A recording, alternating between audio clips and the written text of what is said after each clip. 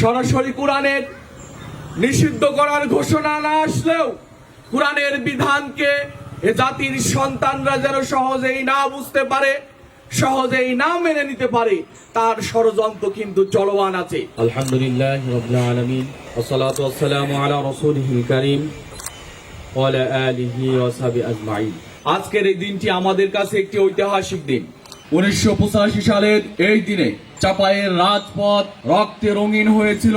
এদেশের কোরআন প্রেমিক কিছু যুবক, কিছু তরুণ, কিছু বয়স্ক মানুষ তারা প্রমাণ করেছিল কোরআনের বিরুদ্ধে যদি কোনো ষড়যন্ত্র করা হয় তার জবাব কি হতে পারে, সেই জীবন দেওয়ার মধ্য দিয়ে তারা সেই জবাব দিয়েছিল।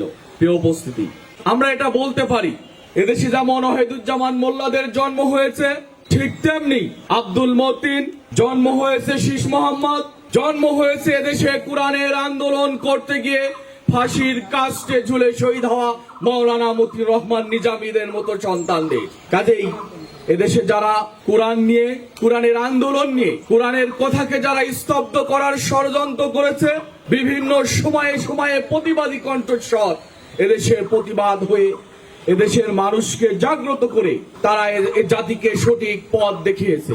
প্রিয় উপস্থিতি, আমরা জানি কোরআনের নির্দেশিত যে পথ, এই পথটা হলো সুদৃঢ়, এই পথটা হলো সহজ পথ, সরল পথ। আমরা তো সেই পথেই পথ চলতে চাই। কোরআন স্পষ্ট করেছে সে কথা, হাযা বায়ানুল লিন্নাসি হুদাও ওয়া মাউইযাতুল লিল মুত্তাকিন। কোরআন শুধু মানুষের জন্য হেদায়েত বলেই শেষ হয় নাই, কোরআন মুত্তাকিদের জন্য হেদায়েতের গ্রন্থ, আমাদেরকে সুস্পষ্ট বর্ণনা, নসিহা এবং আমাদেরকে পথ দেখায়। কোরআনের নির্দেশিত সেই পথেই আমরা পথ চলার চেষ্টা করে আসছি, কিন্তু বাস্তবিক চিত্র যেটা আজকে আমাদের দেশে এবং বিশ্বের বিভিন্ন দেশে দেশে আমরা দেখেছি, সুইডেনে কোরআন নিষিদ্ধ করা, সরকারি মদদে কোরআনকে পুরানোর মতো উৎসব পালন করা হয়েছে। এটা একটি আন্তর্জাতিক চক্রান্ত এবং ভারতে শিয়াপন্থী নেতাদের কোরআনের আয়াতকে নিষিদ্ধ করার জন্য, বাজেয়াপ্ত করার জন্য অল্প কিছু আগেও তারা ষড়যন্ত্র করেছে, এটাও আমরা লক্ষ্য করেছি। প্রিয় উপস্থিতি, আমরা আমাদের দেশের কথা যদি বলি তাহলে কথা স্পষ্ট বলতে পারি, আমাদের দেশে এখনো কোরআন নিয়ে ষড়যন্ত্র চলমান। আমাদের জাতির সন্তানদেরকে, এই প্রজন্মকে কোরআন থেকে যেন দূরে রাখা হয়, এই জন্যই তারা ধারাবাহিকভাবে ষড়যন্ত্র পরিচালনা করে আসছে। আমাদের শিক্ষা ব্যবস্থায় কোরআনিক নৈতিক কোন শিক্ষার স্পষ্ট কোনো কিছু রাখা হয়নি। আমরা দেখতে পাই আমাদের তরুণদেরকে ধ্বংস করার সুস্পষ্ট নীল নকশা তৈরি হয়েছে এবং তা বাস্তবায়নের পথে, এটা আমরা স্পষ্ট দেখতে পাচ্ছি। কাজেই ইসলামী ছাত্র শিবিরের আজকের এই ঐতিহাসিক 11ই মের আলোচনা সভা থেকে কথা আমরা স্পষ্ট করে বলতে চাই, আমাদের শিক্ষা ব্যবস্থায় কোরআন নিয়ে যে ষড়যন্ত্র, কোরআনের যে শিক্ষা নাই, নৈতিকতার যে শিক্ষা নাই, ধর্মীয় নৈতিকতা বিবর্জিত যে শিক্ষা ব্যবস্থা, আজকে আমাদের সামনে এই শিক্ষা ব্যবস্থার বিরুদ্ধে সুস্পষ্ট জোরদার আন্দোলন গড়ে তুলতে হবে।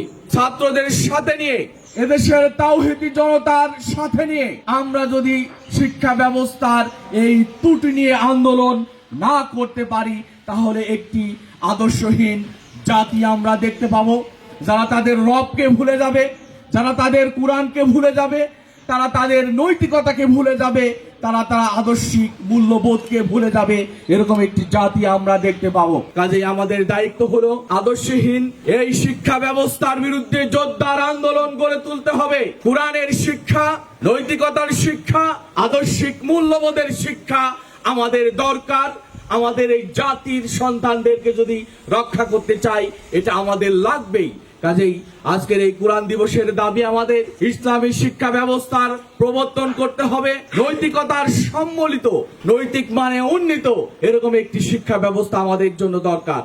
প্রিয় উপস্থিতি, আপনারা আশ্চর্য হবেন, আমাদের যে শিক্ষা ব্যবস্থা, এই শিক্ষা ব্যবস্থায় অখণ্ড ভারতের ইতিহাস নিয়ে আসা হয়েছে, অথচ আমরা আমাদের এই মাতৃভূমি স্বাধীন করেছি। অখণ্ড ভারতের ইতিহাস, তার চাইতে বেশি আমাদের গৌরবান্বিত ইতিহাস রয়েছে। ওলামা, মুসলিমদের সন্তান, এদেশের মুসলিম উম্মাহ এই জাতিকে ব্রিটিশ বিরোধী আন্দোলনে যেমন নেতৃত্ব দিয়েছিল, ঠিক স্বাধীন একটি রাষ্ট্রের গোড়াপত্তন করেছিল, অবদান ছিল এই মুসলিম উম্মার অথচ আজকে আমাদেরকে আবার আমাদের জাতিসত্তার সেই ইতিহাসকে ভুলিয়ে দেওয়া হচ্ছে।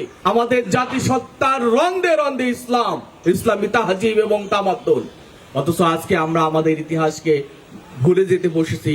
এবং এমন একটি জাতি সামনে আসবে, যদি এই শিক্ষা ব্যবস্থা বন্ধ না হয়, যে জাতি তার সঠিক কথা বলতে পারবে না, প্রতিবাদ করতে পারবে না, তারা একটা পরাধীনতার শেকল তাদের ঘাড়ে বহন করে করে তারা চলবে, কিন্তু প্রতিবাদী হবে না।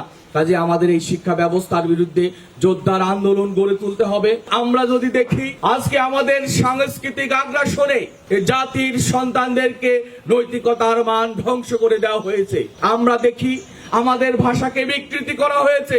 আমাদের ভাষা আজ বিকৃত। আমরা কথা বলি ভারতের ব্রাহ্মণ্যবাদদের ভাষায় কথা বলি, আমরা কথা বলি জায়নদের ভাষায়, আমরা কথা বলি ইসলামের সঠিক বোধের বিপরীত ভাষায়। কাজেই আজকে আমাদের সাংস্কৃতিক আগ্রাসনের নামে আমরা যে মুসলিম জাতিসত্তা স্বতন্ত্র, আমাদের সেই সাংস্কৃতিক আগ্রাসন দিয়ে স্বতন্ত্র বোধটাকে ভুলিয়ে দেওয়া হচ্ছে। কাজেই প্রিয় উপস্থিতি, আমরা আপনাদেরকে অনুরোধ করতে চাই, বিশেষ করে আজকের এই ঐতিহাসিক চাঁপাইনবাবগঞ্জের আলোচনা সভায় একথা স্পষ্ট করতে চাই, ইসলামী ছাত্র শিবিরের অন্যতম অঙ্গীকার, ইসলামী ছাত্র শিবির সাংস্কৃতিক আগ্রাসনকে মোকাবেলা করবে। সাংস্কৃতিক আগ্রাসন মোকাবেলা করে একটি সুষ্ঠু নৈতিকতার সাথে মিল রেখে যে জাতির মুক্তির পথ দেখাতে পারে এমন একটি কালচারাল অঙ্গন আমাদেরকে এগিয়ে নিয়ে আসতে হবে। আজকে যদি অর্থনৈতিক ব্যবস্থার কথা বলি, তাহলে আমরা এটা দেখতে পাই এদেশের ইতিহাসে একটি অন্যতম কলঙ্ক ইতিহাস যুক্ত হয়েছে, যে এদেশের ব্যাংক এখন লুট হয়, আর সেই লুট করার সাথে সম্পৃক্ত থাকে ক্ষমতাসীনরা, সম্পৃক্ত থাকে ছাত্রলীগ। এই জাতির কাছে স্পষ্ট, তারা ব্যাংক লুট করেছে, টাকা আত্মসাৎ করেছে, অথচ তাদের ব্যাপারে খুব একটা উদ্যোগ গ্রহণ করা হয় নাই। হয়তো গ্রেপ্তার করা হয়েছে, কয়েকদিন পর ছেড়ে দেওয়া হবে। আজকে আমাদের অর্থনৈতিক অবস্থা, বিদেশে অর্থ পাচার, ঋণ খিলাপি, আজকে ব্যাংকগুলা দেউলিয়া হয়ে যাচ্ছে, ব্যাংকগুলাকে একাধিক ব্যাংকে এক করা হচ্ছে। তার মানে হলো অর্থনৈতিক অবস্থা আমাদের খুবই ভঙ্গুর অবস্থা। এ জাতি কঠিন দুর্ভিক্ষর দিকে যাচ্ছে, দারিদ্রতা বেড়েছে, ধনী শ্রেণী ধনী হয়েছে, গরিব আরো গরিব হয়েছে, এরকম একটি অর্থনৈতিক ব্যবস্থা আজকে আমরা দেখতে পাচ্ছি।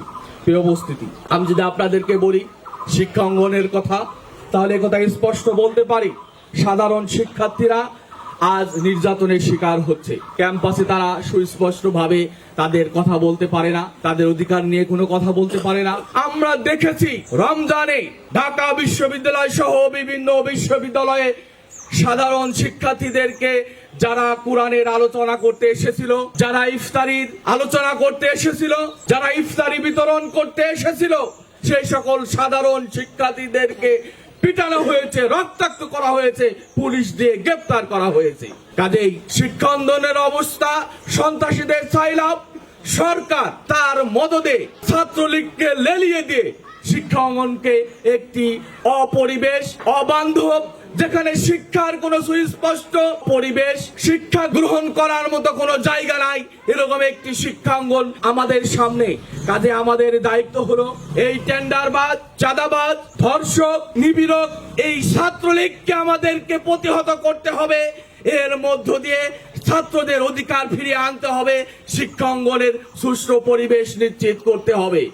ইসলামী ছাত্র শিবিরের জনশক্তিরা, সাধারণ শিক্ষার্থীরা, তারা তাদের জায়গা থেকে এই শিক্ষা ব্যবস্থার সুষ্ঠু পরিবেশ ফিরে আনার জন্য অন্তত তারা ক্যাম্পাসে যাবে, তাদের অধিকারকে জানান দিবে, অধিকার নিশ্চিতের জন্য আন্দোলনে শরিক হবে। প্রিয় উপস্থিতি, আমি আমার কথা একদম শেষ করতে চাই।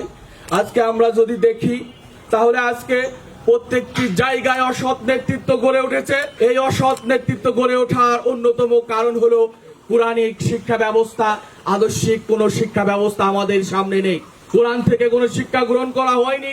জাতির যারা নেতৃস্থানীয়, তারা আজকে কোরআনের বিপরীত দিকে পথ চলছে, যার মধ্য দিয়ে প্রত্যেকটি জায়গায় আজ দুর্নীতি, প্রত্যেকটি জায়গায় আজ অসৎ নেতৃত্ব গড়ে উঠেছে।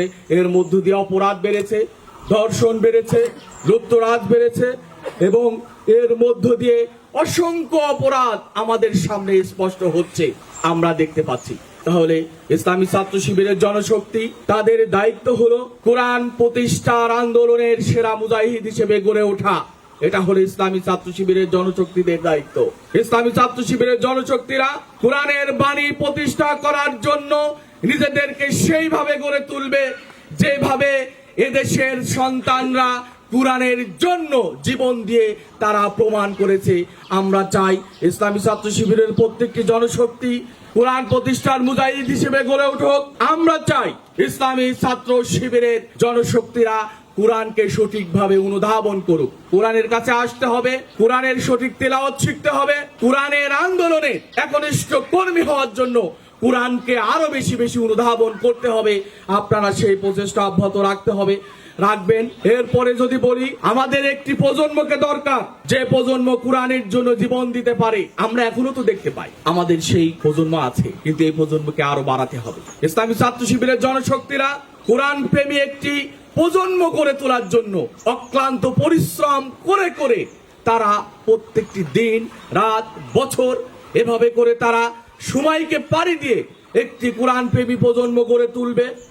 আর যদি সেই 1985 সালের মতো কোরআনকে বাজেয়াপ্ত বা কোরআন নিয়ে যদি কোনো ষড়যন্ত্র করা হয়, তাহলে এই কোরআন প্রেমী তৌহিদি জনতারা সেই আন্দোলন গড়ে তুলবে যে আন্দোলনের চাপায়ের সেই ময়দানে, ঈদগাহ ময়দানে অনুষ্ঠিত হয়েছিল।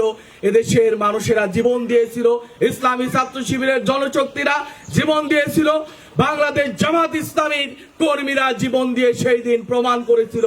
আমরা এরকম একটি প্রতিবাদী প্রজন্ম গড়ে তুলতে চাই। ইসলামী ছাত্র শিবিরের পক্ষ থেকে আমাদের দাওয়াত হওয়া উচিত, কোরআনের দাওয়াত। আমরা সেই দাওয়াতকে মানুষের কাছে পৌঁছে দেই, আমরা আমাদের নিজেদেরকে আরো ভালোভাবে গড়ে তুলি। এর মধ্য দিয়ে আমরা যে স্বপ্ন দেখি এদেশে ইসলামী বিপ্লবের স্বপ্ন, আমরা সেই স্বপ্ন বাস্তবায়নের পথে আরো বেশি এগিয়ে যেতে পারবো। কোরআন থেকে যদি আমরা বিচ্ছিন্ন থাকি, তাহলে আমাদের যে স্বপ্ন এদেশে ইসলামী বিপ্লবের স্বপ্ন, এই স্বপ্ন বাস্তবায়ন হবে না।